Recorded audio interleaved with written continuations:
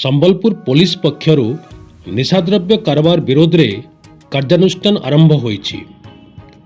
ସମ୍ବଲପୁର ସମେତ ସମ୍ବଲପୁର ଜିଲ୍ଲାରେ ନିଶାଦ୍ରବ୍ୟ ଚୋର କାରବାରକୁ ରୋକିବା ପାଇଁ ଏହି ପଦକ୍ଷେପ ନିଆଯାଉଛି।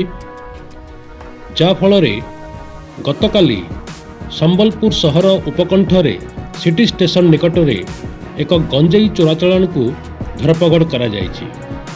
ଧନୁପାଲି ପୋଲିସ ପକ୍ଷରୁ ଏହି ଧରପଗଡ଼ କରାଯାଇଥିଲା।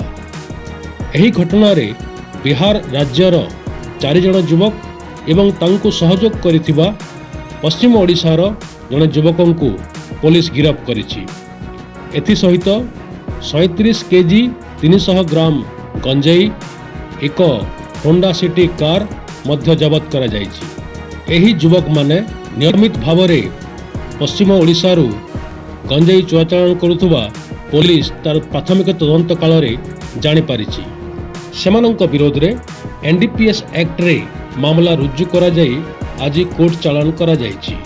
ଆମର ସମ୍ବଲପୁର ଟାଉନ ଏବଂ ସମ୍ବଲପୁର ଡିଷ୍ଟ୍ରିକ୍ଟରେ ଏ ଯେଉଁ ଗଞ୍ଜେଇ ଚୋରାଚାଲାଣ, ବ୍ରାଉନ୍ ସୁଗର, କୋରେକ୍ସ ମଦ ଏଗୁଡ଼ା ଉପରେ ଆମର କାର୍ଯ୍ୟାନୁଷ୍ଠାନ ଗ୍ରହଣ କରାଯାଉଛି ଏବଂ ସେଇ ଆଧାରରେ ଗତକାଲି ଆମର IC ଧନୁପାଲି ଗୋଟେ ବିଶେଷ ସୂତ୍ରରୁ ଖବର ପାଇଲେ ଯେ ହଣ୍ଡପା ସାଇଟରୁ ଗୋଟେ ଗାଡ଼ି Honda City, white colour Honda City ଗାଡ଼ିର OD02 AZ8095ରେ ଗଞ୍ଜେଇ କିଛି ଆସୁଛି ଏବଂ ସେଥିରେ ବିହାରୀ ପିଲାମାନେ ଅଛନ୍ତି ଏବଂ ସେମାନେ ଟ୍ରେନ୍ ଯୋଗେ ପୁଣି ବିହାର ଯିବେ ସେଇ ଗଞ୍ଜେଇ ଧରିକି।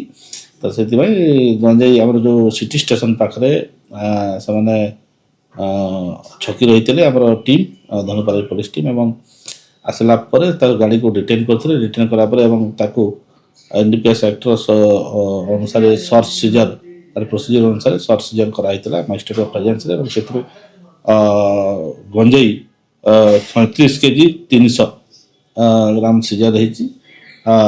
5ଟା ମୋବାଇଲ ଫୋନ, କ୍ୟାଶ 2000 ଟଙ୍କା, ହୋଣ୍ଡା ସିଟି ଗାଡ଼ିଟା ସିଜର ହେଇଛି।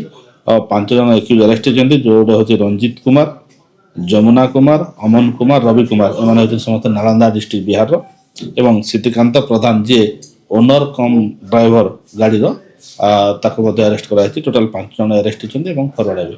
ସେମାନେ ରୀତିମତ ଭାବରେ ଆଗରୁ ମଧ୍ୟ ଆଣୁଛନ୍ତି ଏବଂ ପ୍ରାୟ ଗଞ୍ଜେଇ ବହୁତ ଆଣିକି ହଣ୍ଡପାରେ ଷ୍ଟୋର କରୁଛନ୍ତି। ଏବଂ ଏଇ ଯେଉଁ ସିଦ୍ଧିକାନ୍ତ ପ୍ରଧାନ ବିହାରୀ ଯେଉଁ ମାନେ ଆସୁଛନ୍ତି ପିଲାମାନେ, ଯେଉଁମାନେ ନେଉଛନ୍ତି ଗଞ୍ଜେଇ ଟ୍ରାନ୍ସପୋର୍ଟ କରୁଛନ୍ତି, ସେମାନେ ଆସିଲା ପରେ ତାଙ୍କୁ ବିଭିନ୍ନ ବ୍ୟାଗ୍ରେ ସେମାନେ ନେଉଛନ୍ତି ଏବଂ ଟ୍ରେନ୍ ଠିକ୍ ଛାଡ଼ିବା ସମୟରେ ପହଞ୍ଚୁଛନ୍ତି ଏବଂ ହଠାତ୍ ଚଢ଼ି ଯାଉଛନ୍ତି, ଯେମିତି କେହି ଡାଉଟ୍ କରିବେ। ବର୍ତ୍ତମାନ ସୋର୍ସ ଅଫ୍ ପ୍ରକ୍ୟୁରମେଣ୍ଟ ଆମେ ତଦନ୍ତ କରୁଛୁ, କୋର୍ଟ ଆଣିଛନ୍ତି ଏବଂ ଏଇ ଯେଉଁ ଚଢ଼ଉ କାର୍ଯ୍ୟଟା ନିଶ୍ଚିତ ଭାବରେ ଜାରି ରହିବ। राष्ट्र सर्वोपरि, राष्ट्र प्रथम, सदा सर्वदा।